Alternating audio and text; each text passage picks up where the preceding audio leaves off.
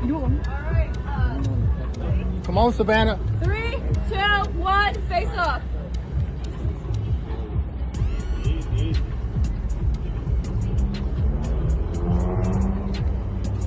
Face forward, please, guys.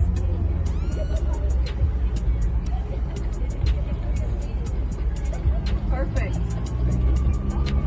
Thanks, boys. Thank you, guys. All right, good. We're moving. Let's go. You know, I'm not like regular fighters. Like after fight, I take 1 month. Like next day after the fight, we still training. We went to the gym every day. That's why. But 1 year I didn't have 2019, I think, because many things happened.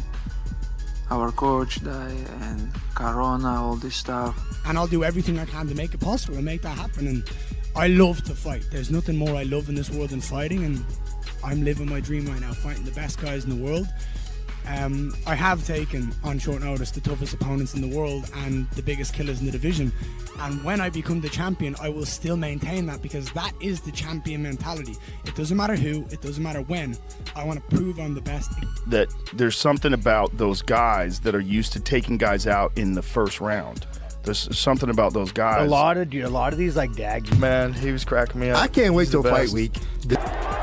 How well does he do next week? Boy, we're gonna find out. We're really gonna find out what's going on if it gets into the second and third rounds. That's when we're really gonna find out. We'll know. We'll know immediately at that point. But I mean, whether or not he can really fight for 5 rounds, like I against a don't guy know with if he can, man. with a great gas tank. Yeah. Max says. After 5 years of tearing your body up. It's you don't know, right? Because it's all in a vacuum. Like there's some training footage of him beating guys up. Something clearly changed between Islam Makhachev and Ian Garry. What started as confidence and trash talk has now turned deeply personal. One moment crossed the line, and suddenly this UFC 330 matchup feels like more than just another title fight. Islam is furious, Ian refuses to back down, and now the question is simple: what exactly happened to make things this personal? And I'm telling you right now, this fight for Islam Makhachev may be a lot harder than what people think. Given all of the accolades that Islam Makhachev has, it's easy to just dismiss Ian Garry and say, listen, he's got to just run right through him. Okay, you could send him to Dagestan or Georgia for 20 years and still forget all about it. Ian Garry isn't just confident, he believes he's the most difficult matchup Islam could face in this division. His size, movement, reach and takedown defense are exactly what he thinks can disrupt Islam's game. But confidence is one thing, proving it against Islam is another. On the feet, I'm tricky on the ground, I'm hard to touch, I'm hard to control, I'm hard to predict what I'm going to do, I'm hard to read. All of those are elite stand-up and grappling skills. So from my point of view, there is nobody in this division that is a trickier matchup for Islam Makhachev. I'm 6'3", I'm long, I'm tall, I'm beautiful, I know how to use my hands, my feet, I know how to stop the takedown. I stopped 15 of 17 takedowns from Shavkat and Bilal Muhammad. I know what I'm doing in this sport. 4 people in this sport since I made my UFC debut. And Ian's confidence becomes even more interesting when you hear what Daniel Cormier says about the man standing across from him. DC believes Islam is a rare talent, someone elite fighters recognized long before the rest of the world caught up. You watch this guy train, you recognize how special a talent he is, and for a long time, people at Eagles MMA and at the American Kickboxing Academy understood that this is who Islam Makhachev is and will be for. Islam isn't chasing another win, he's chasing a legacy. And Ian Garry now stands directly in his way. This fight could be another step toward history. I am the best fighter in the world, but I want to be the best fighter who ever do this, you know. I have to beat Ian Garry to beat Anderson Silva record. And it's gonna be not just 17, it's gonna be many more. And Islam's message to Ian Garry is brutally simple. He believes he can finish him in every round, but there's a deeper reason for that confidence. Islam says his previous performance was far too cautious, and this time he plans to fight completely differently. I see I can finish him like every round. I saw his couple interview. Honestly, he looks very bad in this interview. Better for him training more and do less interview. this is back to you now. I mean, obviously, this is your second camp at welterweight, right? And I know you said the first time, like adding on the weight and everything was a challenge. It's been like a year since then. How much more comfortable do you feel for a welterweight fight this time compared to last time? Yeah, now I feel more comfortable, honestly. The first camp so hard. I just try to gain weight, do a lot of lifting program, but this camp I stay in the same weight, I'm not like go down. Now I'm like real welterweight, and this camp I think is more easy. But you cannot say this easy, but because we're not lifting much. Yeah, how much, like looking back at your performance against Jack, how much better do you think you'll be in this fight? Honestly, I watched the fight with Jack. I don't like this fight, because I want to be just double champ. I just fighting like, just for the win, I don't do some things to finish Jack, because I understood I win every round and just want to take the second belt. But if this like regular fight, if we fight second times, I see I can finish him like every round. Ian Garry isn't buying Islam Makhachev's confidence, and he's making a dangerous prediction. According to Ian, if Islam hesitates and doesn't attempt a takedown within the opening seconds, the fight could end much sooner than expected. He believes his striking, movement, and timing can punish Islam if he gives him even a small opening. And despite everything Islam has said about dominating the fight, Ian simply doesn't believe him. He's convinced Islam may be underestimating just how dangerous this matchup could become once the cage door closes. Historically and statistically unlikely, but also I think he's chatting out of his backside. I don't believe it for a second. I think he's playing a reverse psychology game, and the truth is, if he was smart, he would be saying this. However, I genuinely think he's thick enough to believe that. And which means he's not learned from his loss. So, we're going to find out. But I promise you now, if he doesn't shoot on me in the first 30 seconds, it's going to be a very early night for me. Like, very early. In light of this... And I don't like early fights. I don't like first round knockouts. I don't work my ass off for 8 weeks to have 4 minutes of a fight. I like a second round, a third round finish. That's what I like. I like to fight. I enjoy it. So, I don't believe a word. And there's another major difference at 170 pounds. Islam is carrying far more size than he did at lightweight. But despite weighing around 180 pounds outside the cage, he insists his body is now fully adapted to the division. How much weight do you cut? Today morning, my weight 180. You're massive. All fighters who fight 155, minimum, they have 178, 177. Yeah. What do you get to when you're not in camp? And you're training every day? I'm not that guy who eat everything, I don't like the sugar. I don't drink cola like maybe 4 or 5 years. Next is Coca-Cola with ice. My weight maximum 182, I think. But inside Islam's camp, the mindset remains unchanged. Khabib says Islam treats every opponent the same way. Different challenger, same goal. And that mentality could be exactly what makes him so difficult to stop. Islam take this like a real champion, like you say, doesn't matter who's opponent, like goal is gonna be, is gonna stay like same, same goal, different opponent, and of course And behind that mindset is a team built around discipline. Javier Mendez says Islam has Khabib beside him, along with his longtime teammates, and that support system has been there from the very beginning. Well, believe it or not, for Islam, I always tell everybody all the time that he doesn't need me. He has me as support, but this guy is so well trained and so disciplined that he just needs anybody that's decent around him to propel him. And it's always been, honestly speaking, Khabib. Khabib's been with him right from the very get-go. Khabib's with him now. And another one that's with him all the time is Muslim, his childhood buddy.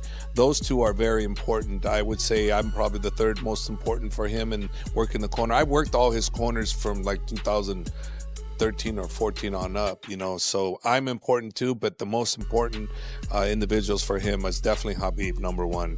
Then there's the biggest problem Ian faces on the ground. Alexander Volkanovski explains that Islam doesn't simply grapple. He systematically breaks opponents' downs, staying one step ahead until every escape disappears. We're talking grappling. Who's going to be more effective in this MMA world? I believe it's going to be Islam. Islam, again, he's all about breaking down positions, mechanically breaking you down. Keys and principles, being in the right position while you're building up, taking away the things that you're trying to do to build yourself up, just constantly being a step ahead. That's why it's going to be hard to just throw submissions to guys like these, because they are always trying to systematically break you down, get you out of position. As soon as you try and get to a certain position, he's stopping that. He's breaking you down. He's grabbing the post. You're trying to turn this way. He's going to pull you back the other way. Little things like this, constantly being ahead of the game. But Islam's grappling isn't identical to Khabib's. Dustin Poirier points out that Islam relies heavily on body locks, trips, and clinch work, while taking more chances hunting submissions. He'll take low shots, singles, doubles. Islam's trying to body lock, trip, clinch a lot. Not saying that Islam won't shoot low shots, but it's just a different style. I think the top pressure is similar, but Islam will take more chances going for submissions, giving up positions. And stylistically, this fight could favor Islam. Georges St. Pierre believes Makhachev simply has more ways to win. Ian's best chance may be keeping the fight standing, using his reach and movement. But the moment Islam gets control, everything changes, and escaping his grappling could become Ian's biggest problem. Because of the style favors Makhachev, probably. Because of the styles. I think Makhachev have maybe more ways to win the fight. So if I'm just thinking rational, according to the odds, I think it favors Makhachev. But Ian Garry definitely has all the chance also on his side to do it. He's a very good striker. He's very long. He's a great grappler as well. But he need, I think, to find a way to keep the fight standing, and to use his style to his own advantage. But Islam Makhachev is, stylistically, he's a freaking nightmare to fight for anyone. He's, I think, right now, the best pound for pound on the planet. Daniel Cormier sees a serious challenge for Islam. Ian is taller, longer, and mobile enough to keep moving for 25 minutes. But this time, Islam will be the smaller man. And if Ian uses that advantage correctly, he could force Islam into a fight he doesn't want. And I think that Islam's team would be smart enough to understand that this is going to be a very difficult fight, or has the potential to be a very difficult fight. Because through it all, right, Garry is a very big guy for the weight class, very tall, very agile, and can move around for 25 minutes if need be, which could cause issues for Islam. He'll be a shorter fighter in the octagon this time, and Garry won't be stationary standing in front of him. It is a very hard fight.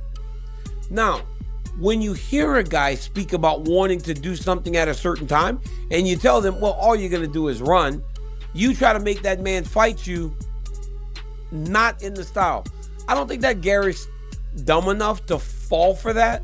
I think he's going to fight with his game plan from the very start to try and wrest that belt from Makhachev. Despite all the criticism surrounding Ian Garry, there's one thing even his doubters can't ignore: his resume. Michael Bisping points out that Ian has steadily climbed through the division, faced dangerous opponents, and continued improving with every fight. He's already proven he can handle pressure against high-level competition, and now he has the biggest test of his career. Islam Makhachev represents a completely different challenge, but Ian didn't arrive here by accident. He earned this opportunity through years of progression, difficult matchups, and important victories. The question now isn't whether Ian belongs among the elite. The question is whether he can finally prove it against the most dominant fighter standing in his way. I dislike him, but you can't deny what he's done in his career. You just can't, right? As much as you might want to, you can't. I mean, last time out, he won a decision over Belal Muhammad. He beats Carlos Praches. He loses to Shavkat Rakhmonov when he went the distance, and he beat Michael Venom Page, okay? Right? They are three very, very good wins. Before that, Jeff Neal, Neil Magny, Daniel Rodriguez, Song Kanan, and Darian Weeks made his UFC debut against Jordan Williams. That's fine, right? That's what you do. You work your way up. But when he got into the deep end of the division against your MVPs, against your Jeff Neal, your Carloses, and your Belals, what did he do? He won all of those fights. But Chael Sonnen sees a dangerous reality. Ian keeps getting better, yet Islam may be the worst stylistic matchup he could face. And against fighters this elite, one mistake can end everything. Garry is an outlier who's getting better. In theory, the Islam match is a very bad matchup for Garry. It's a bad matchup for everybody. So do you want to play that card right now? And if you don't play the card, who do you put him with? Like, Garry could get knocked off at any point. Blahal could have knocked him off. Pradas could have knocked him off, right? I mean, it's iron on top of iron. That's why you take the chances that you can get when you... And that brings us to the biggest question. Is confidence enough to predict the winner? Chael Sonnen says not necessarily. Every fighter believes they can win, but belief alone won't decide what happens inside the cage. Ian Garry believes he's going to beat Islam Makhachev. Now, I have a feeling right off the bat, well, of course he does. Every fighter believes they're going to win. No, they don't. That is a myth. There are many myths in sport. There's many myths within our sport. That's a huge one. That whole these athletes are confident, they believe in themselves, they have complete belief in their... And now all the talk, confidence, predictions and tension come down to one moment. The moment Islam Makhachev and Ian Garry finally step inside the octagon. Islam enters with experience, elite grappling, championship pressure and a legacy he's still building. Ian enters with size, reach, movement, confidence and something to prove. But this fight isn't simply about who has the better resume. It's about whose game survives when the other man refuses to back down. Will Islam drag Ian into his world and break him down round by round? Or can Ian keep the distance, use his physical advantages and shock the MMA world? Because when two fighters are this confident, somebody eventually has to be proven wrong. And after everything these two have said, this no longer feels like just another title fight. Now it's personal.